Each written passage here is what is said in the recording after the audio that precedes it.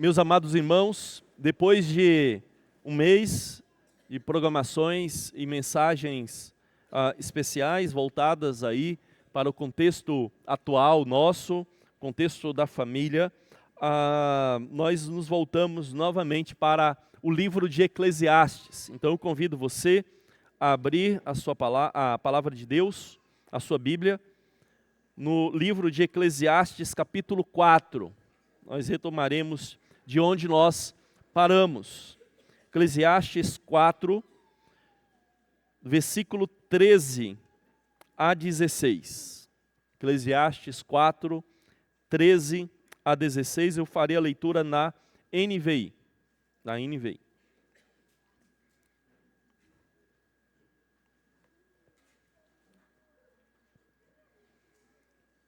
Diz assim a palavra do Senhor: melhor é um jovem pobre e sábio do que um rei idoso e tolo, que já não aceita repreensão. O jovem pode ter saído da prisão e chegado ao trono, ou pode ter nascido pobre no país daquele rei. Percebi que, ainda assim, o povo que vivia debaixo do sol seguia o jovem, o sucessor do rei. O número dos que aderiram a ele era incontável. A geração seguinte, porém, não ficou satisfeita com o sucessor. Isso também não faz sentido. É correr atrás do vento. Meus irmãos, imagine uma praça grande e lotada. Bandeiras tremulam por todos os lados. Gritos de esperança ecoam na multidão: agora vai, até que enfim. Mas os olhos que naquele instante ali brilhavam de esperança, logo se apagam. E aquela mesma multidão que aclamava com esperança, hoje vaia aquele mesmo governante. Então, o tempo passa e outra figura surge. Outra esperança é projetada no coração dessas pessoas. E o ciclo recomeça, como num filme em loop eterno. E você pensa assim: eu já vi esse filme. Veja, irmãos, que o ser humano, ele busca a redenção de diversas formas, em diversos lugares. Constantemente nós buscamos redenção em líderes terrenos. Então o povo projeta a esperança em figuras políticas. E o ciclo de decepção com líderes se repete constantemente na nossa vida e na nossa sociedade. E veja que o autor de Eclesiastes revela a vaidade desses ciclos humanos intermináveis de esperança e desespero em líderes políticos. Veja que essa mensagem de Eclesiastes, ela é muito atual. Ela funciona como um espelho da nossa era, da nossa sociedade, da nossa política, das nossas decepções cívicas. A realidade política do Brasil reflete bem esse mesmo ciclo que Eclesiastes aponta aqui nesse texto. Quantas vezes nós trocamos governantes esperando redenção nacional? Depois nós amargamos a frustração, ou ceticismo, ou cinismo com a política. Nós oscilamos constantemente entre o entusiasmo e o desespero a cada 4 anos. E essa idolatria política, então, é reciclada em cada eleição. E a frustração revela que esses salvadores, em quem nós buscamos redenção, nunca nos satisfazem. E Eclesiastes aqui, então, aponta como se fosse uma parábola da vida real, da vida política em que nós nos encontramos. Retrata esse padrão aqui repetitivo, cíclico. É como se o autor, Salomão, estivesse dizendo: veja esse ciclo, observe bem como que as coisas acontecem. E ele então revela a futilidade dos reinos humanos desde a queda. Desde a queda, é assim que as coisas acontecem com a humanidade, irmãos. Então a questão é, será que você tem buscado segurança e esperança em um reino passageiro nesse mundo? É ali que você coloca a esperança do seu futuro, da sua vida, da sua família? Veja, irmãos, que essa cena que eu retratei para você, fictícia, mas muito real no dia a dia, ela revela essa multidão animada, só que depois frustrada. E esse ciclo, então, ele revela para nós esse tema que nós vamos pensar hoje. A vaidade dos reinos humanos. A vaidade dos reinos humanos. E como que a vaidade desses reinos humanos revelam que nós temos um anseio por um reino eterno, um reino de glória que pode de fato nos satisfazer.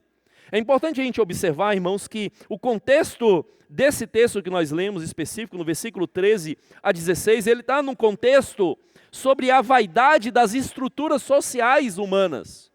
Veja que o texto anteriormente, ele mostrou como juízes são corrompidos, como que eles usam o poder para oprimir e para cumprir os seus próprios interesses gananciosos. Ele mostra como que o próprio trabalho egoísta do ser humano aliena as pessoas umas das outras. E agora ele mostra como que a vaidade da glória dos governantes humanos também é vaidade. É vaidade, é correr atrás do vento. O que o escritor está fazendo aqui, irmãos, é como se ele criasse um ensaio controlado. E ele fizesse nesse ensaio controlado uma teologia limitada ao debaixo do sol. Ele é como se ele dissesse para você assim, olha, vamos ignorar a Deus. Vamos desconsiderar a Deus. E vamos pensar somente nas coisas aqui debaixo do sol, na experiência humana sob o sol. E sem perspectiva, então, de intervenção redentora divina, o que nos resta é a frustração, a decepção e um ciclo interminável de esperança falsa e de frustração realista com a realidade debaixo desse mundo. É isso que o autor nos propõe pensar. E veja, irmãos, que então o texto começa com uma análise mostrando o declínio de um tipo de governante que todos nós já conhecemos. Governantes tolos que vêm e vão. Todos nós conhecemos esse tipo de governante.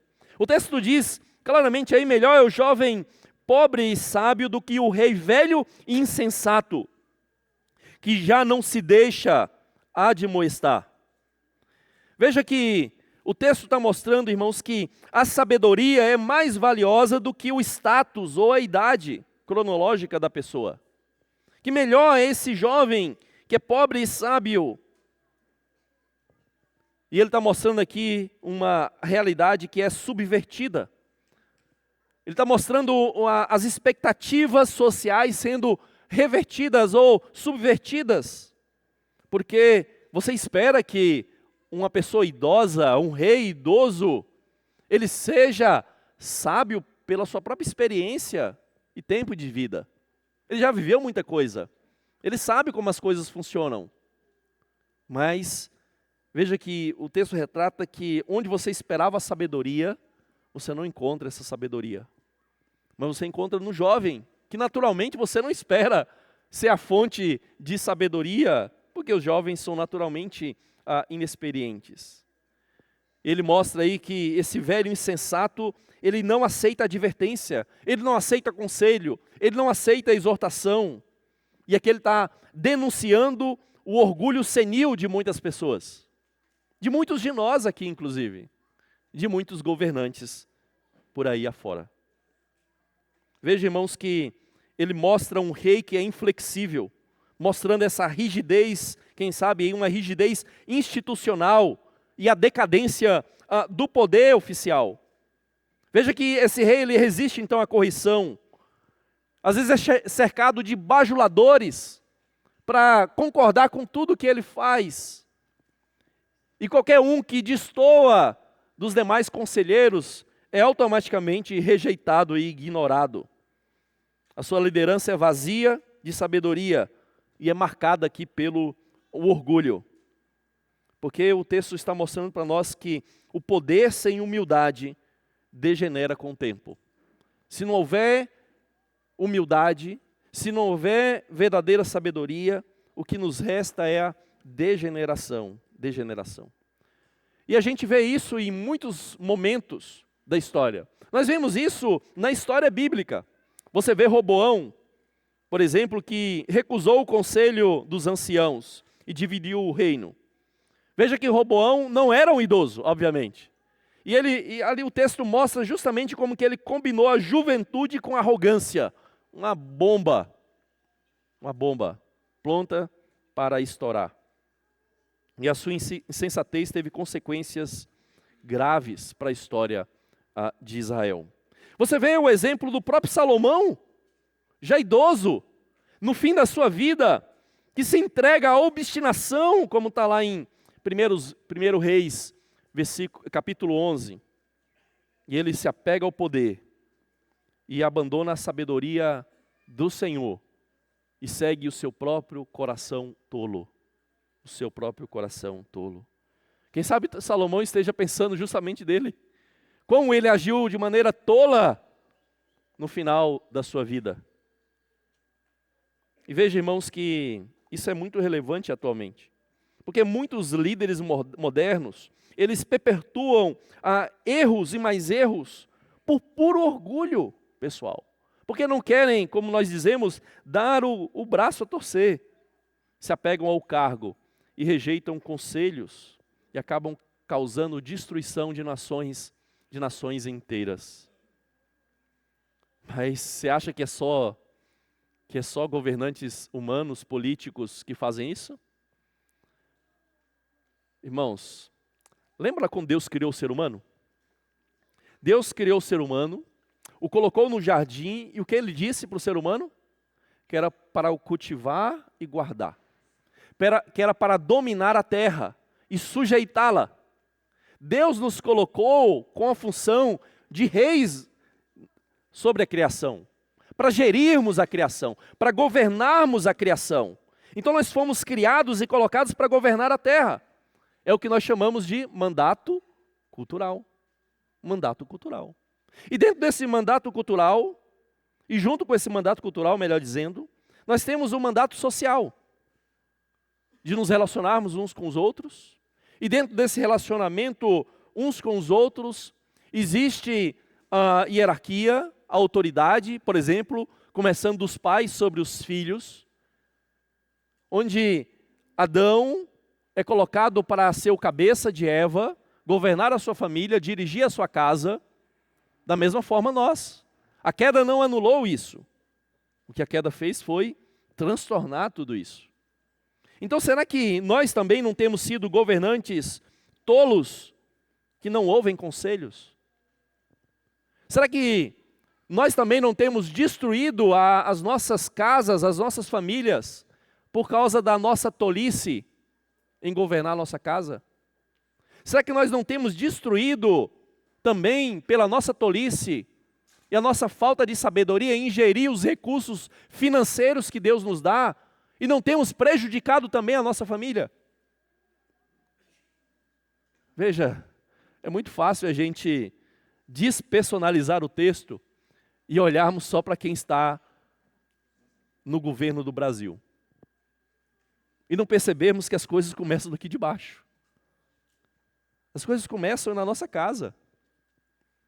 A má gestão, a má liderança, começa de nós, começa de mim, começa de você.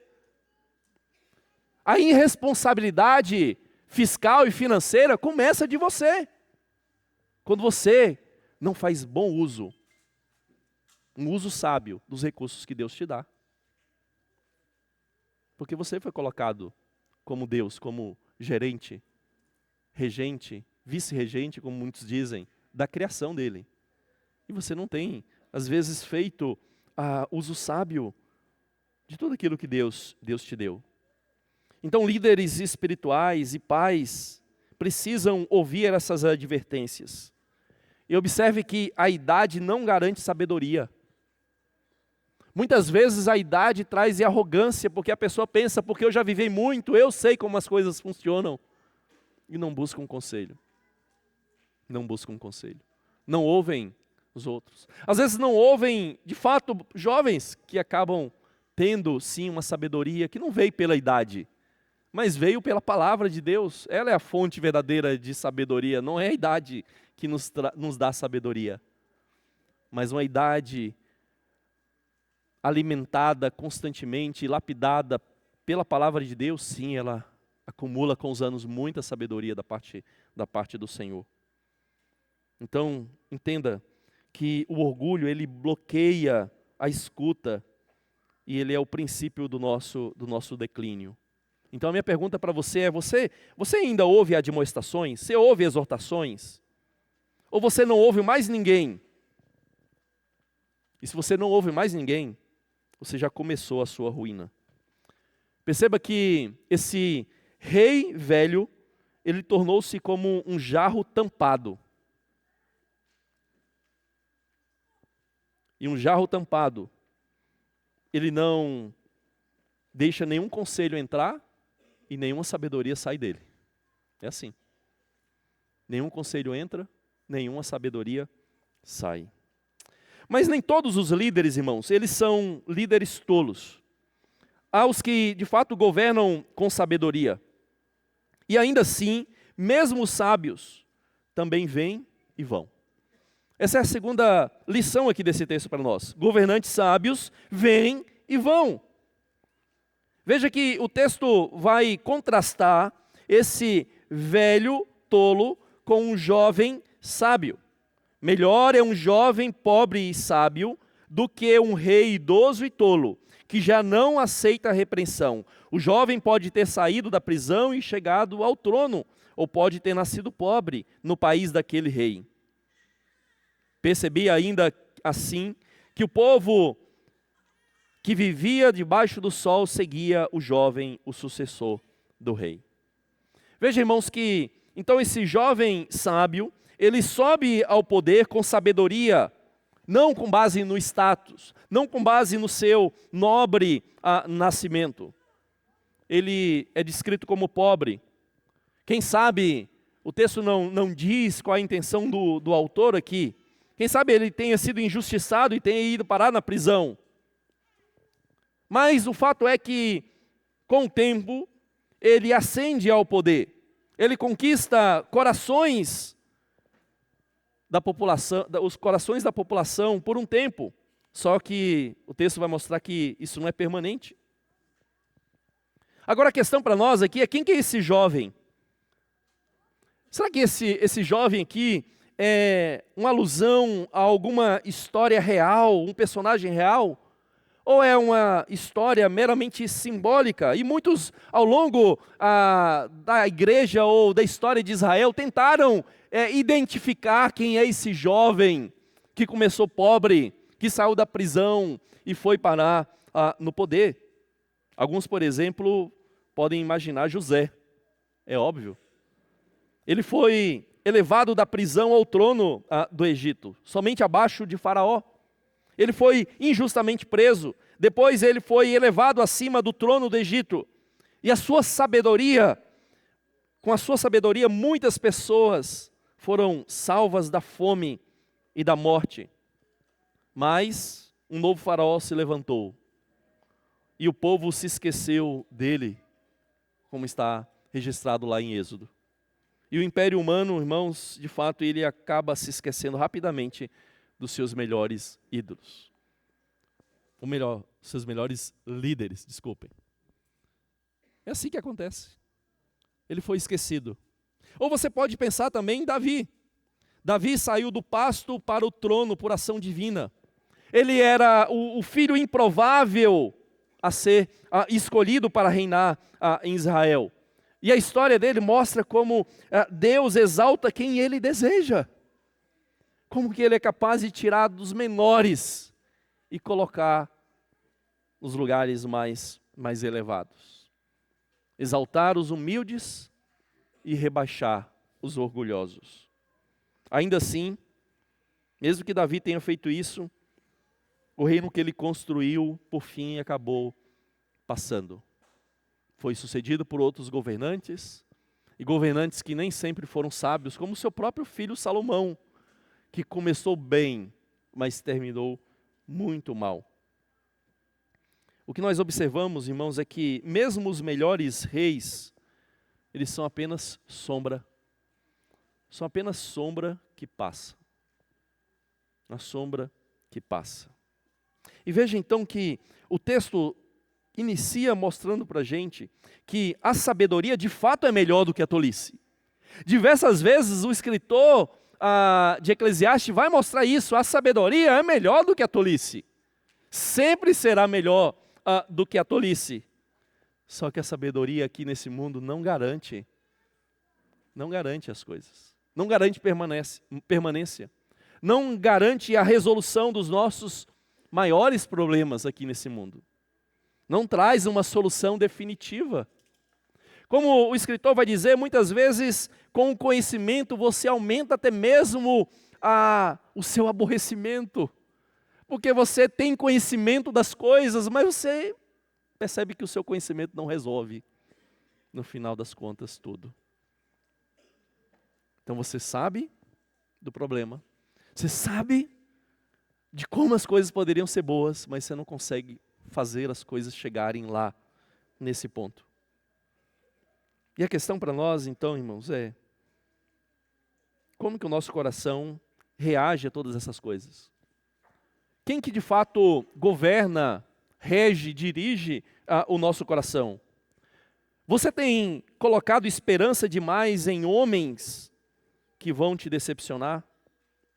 Quem sabe, talvez você esteja exausto, tentando seguir o salvador político da vez. Será que esse esgotamento não tem te levado a descansar em um rei melhor? Buscar um rei melhor, que é permanente? Será que não deveria fazer com que você abandonasse falsas esperanças e buscasse o rei verdadeiro? Então, pare de colocar sua esperança em políticos e movimentos. Veja que até mesmo governantes sábios passam e são esquecidos. E só existe um reino que é eterno e que é digno de confiança. Mas por fim, irmãos, o texto que falou desses governantes tolos, que vêm e vão, falou desses governantes sábios, que vêm e vão. Agora o texto se volta para o povo. O texto agora mostra que o problema não está apenas nos líderes. O problema não está apenas nos governantes. O problema está no coração dos governados. E governados volúveis também vêm e vão. Vêm e vão. Então Salomão aqui, ele muda o foco. Ele sai do palácio, sai do trono dos governantes, e ele se volta e aponta para a multidão. Ele vai dizer aí que havia uma multidão dos que o seguiam, que seguiam aquele jovem também. Ele quer mostrar aqui, fazer uma alusão à instabilidade da opinião pública. Ele usa aí uma frase, todos os que vivem debaixo do sol o seguiam. E essa frase serve aí para mostrar essa massa entusiasmada seguindo um novo governante, que é a esperança do momento. Só que essa massa é superficial. É uma massa de pessoas que representam aí essa esperança coletiva da população. Só que ela é volátil. Veja que representa aí essa lealdade pública a um governante. Só que essa lealdade ela é temporária. Não há um compromisso real com aquele que está governando.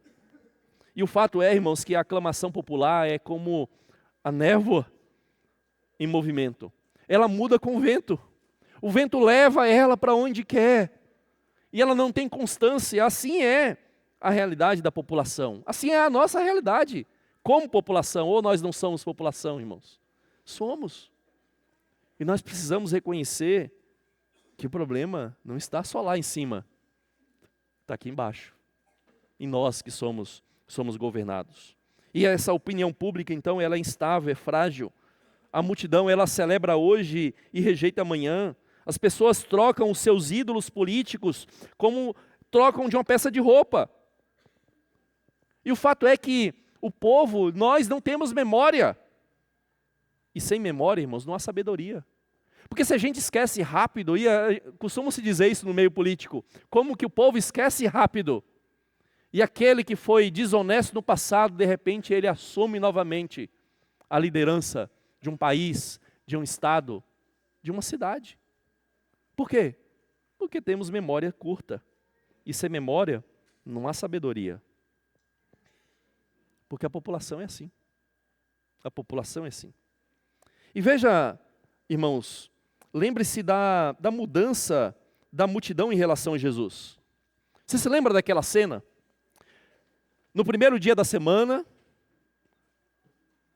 a multidão grita sobre Jesus: Hosana, bendito que vem em nome do Senhor. Mas na sexta-feira, a mesma multidão que gritou Hosana, agora grita: crucifica-o, crucifica-o, crucifica-o. 5 dias se passou entre Hosana, entre o crucifica-o. Veja que o povo foi ali das palmas, das folhas de palmas, para os pregos em apenas 5 dias, entre a aclamação e rejeição. Por quê? Porque multidão, a população em geral, não tem compromisso, ela apenas segue o momento. Aplauso popular não é confiável, não é duradouro. E todo político deveria saber disso. E nós, que somos da população, somos do povo que é governado, deveríamos saber disso. Então, a população em geral, os governados, eles são caracterizados muitas vezes por essa instabilidade. E nós podemos observar várias características volúveis em nós mesmos. Os governados muitas vezes esquecem com facilidade e se decepcionam de novo.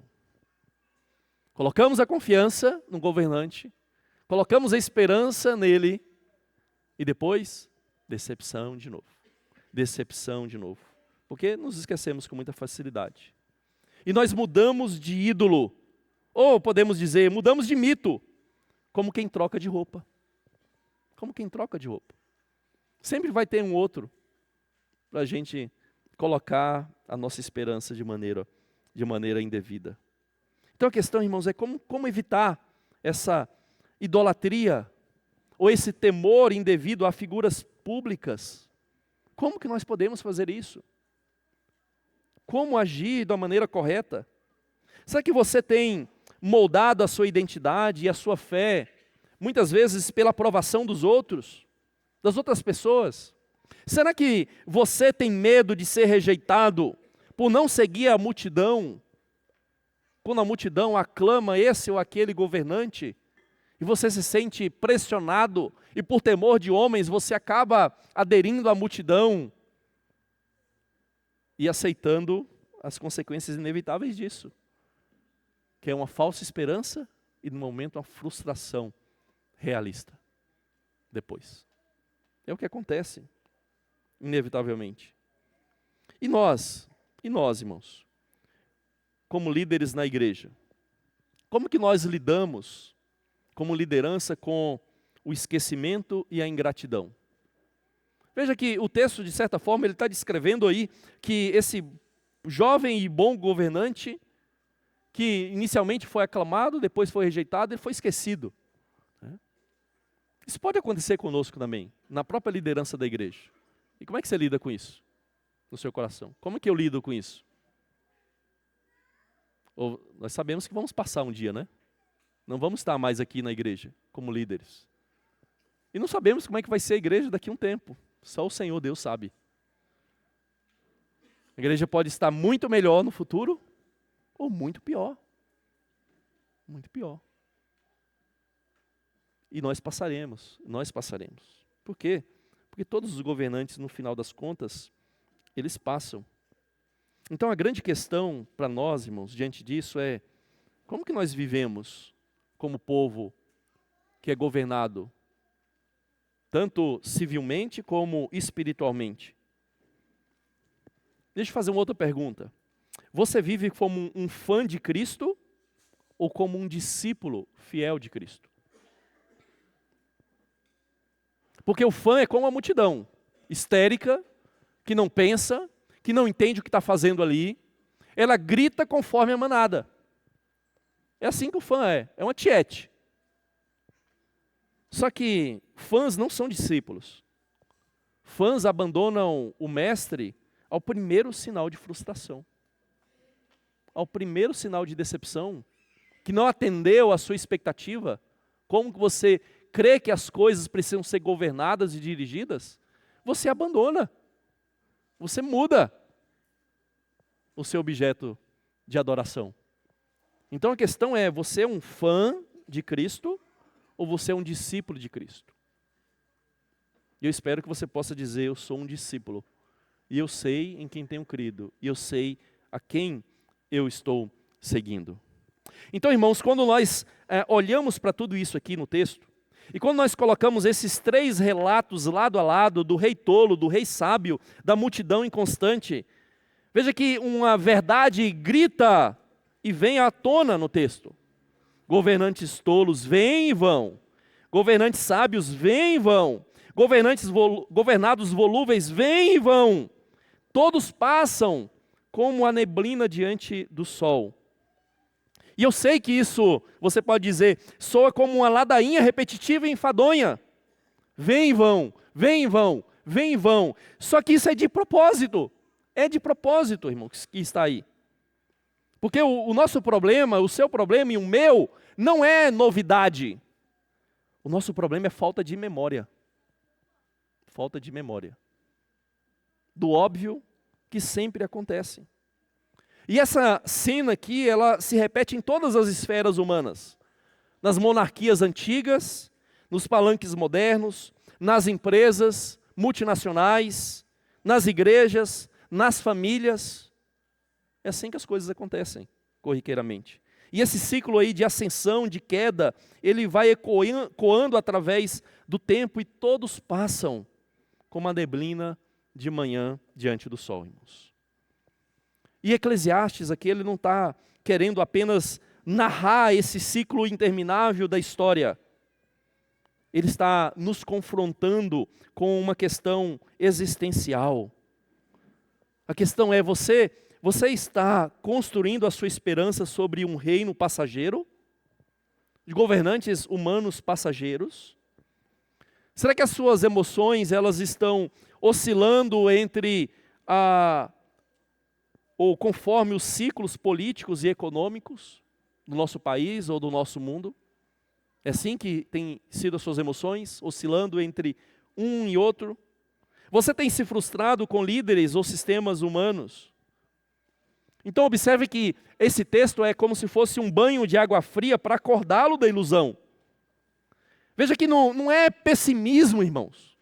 Se trata de lucidez. Se trata de entender que essa é a realidade debaixo do sol. Essa é a realidade de um mundo caído. Então ele confronta o orgulho e a tolice dos líderes. Ele confronta a decepção dos governantes humanos. Confronta a futilidade de massas da população que são instáveis. E Eclesiastes então ecoa para nós esse grito: nada satisfaz.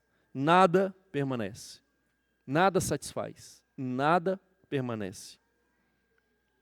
E isso, irmãos, serve para revelar e despertar em nós um anseio escatológico. Um anseio por algo que realmente cumpra o propósito para o qual Deus fez toda a criação. Porque nós ansiamos por um reino imutável de sabedoria e de justiça, e que jamais passe. Então feche os seus olhos. Feche os seus olhos. Pense em dois tronos diante de você.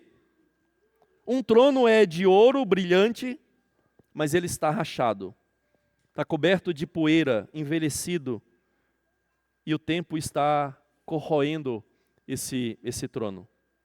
O outro trono, você não consegue ver com os olhos comuns, mas é um trono eterno, um trono permanente. Em qual desses tronos você confia?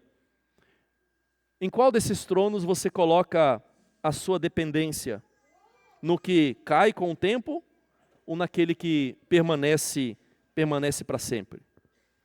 Imagine como que a sua semana realmente seria se você vivesse como cidadão, não de um reino passageiro, mas cidadão de um reino eterno e durável. Você teria menos ansiedade com as eleições, porque você não depende desse reino aqui para a sua vida. Você confia no outro reino que é durável. Você teria mais esperança diante das crises, porque você sabe que o reino dele irá esmiuçar e colocará fim a todos os outros reinos, sejam bons, sejam ruins. Ele vai pôr fim, e ele jamais passará. Você teria menos idolatria política, você teria mais lealdade ao rei que reina para sempre. Porque o reino de Deus, irmãos, ele não é só uma promessa de campanha. O reino de Deus, o reino de Cristo, é uma realidade consumada.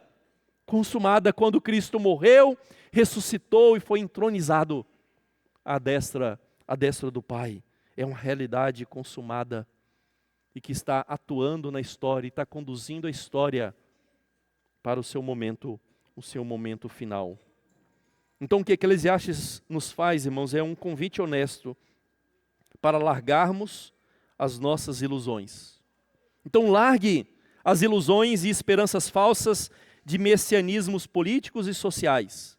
Porque esse anseio que o texto revela desde lá do seu início, esse anseio por justiça, por estabilidade, por prosperidade no seu trabalho, ele não será atendido por reformas políticas, nem por revoluções, muito menos. Não será assim que ele será atendido. E reconheça então que nenhum rei humano, seja tolo ou sábio, vai satisfazer o seu coração. E só quando nós paramos de esperar por um reino humano aqui e agora, os nossos olhos se abrem para um reino eterno, o reino eterno do Cordeiro de Deus. Nós precisamos realmente fechar os nossos olhos desse reino aqui e agora e colocarmos os nossos olhos nele. Então olhe para Cristo. Ele é o rei que não nasceu no palácio. É um rei que saiu da manjedoura e da cruz para reinar nos altos céus. Nos altos céus. É nesse rei que você precisa confiar. Ele é o rei sábio. Ele é o rei que começou nesse mundo humilde e reina acima de todos os outros reinos. Então só o reino dele é eterno. Só o reino de Cristo é justo. Só ele é digno de toda e total confiança. Só ele governa com sabedoria eterna e um amor imutável. Então entenda, queridos, que a sabedoria de Cristo, ela não envelhece. A sua coroa nunca passa para nenhum outro rei. E a sua glória jamais será esquecida pela população dos céus. Nós cantaremos para sempre e para sempre a vitória de Cristo. Como um general, ele conquista esse mundo, nos conquista para ele, e como ele assume o governo pleno de toda a nossa vida, de toda a história, e ele jamais será esquecido. E sabe, às vezes algumas pessoas imaginam que no céu, depois da ressurreição, você tem amnésia. Você tem amnésia. Porque as pessoas pensam assim, como é que eu vou, pastor, viver lá no céu, na nova terra, lembrando das coisas passadas que aconteceram, dos meus erros, quem sabe de parentes que não estarão lá comigo, quem sabe, como é que eu vou fazer isso? Como é que eu vou conseguir viver a eternidade lembrando dessas coisas? Eu sei que isso parece inconcebível para nós hoje. Só que lá no céu, você não terá memória curta.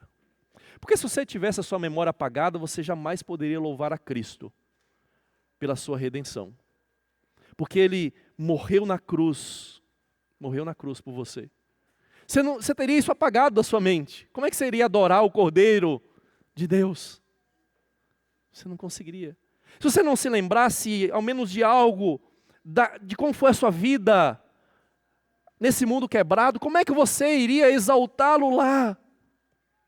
Por tudo aquilo que Ele fez, te tirando desse mundo de trevas, desse mundo quebrado, te dando um novo céu, uma nova terra na presença dEle. Como que você adoraria Ele?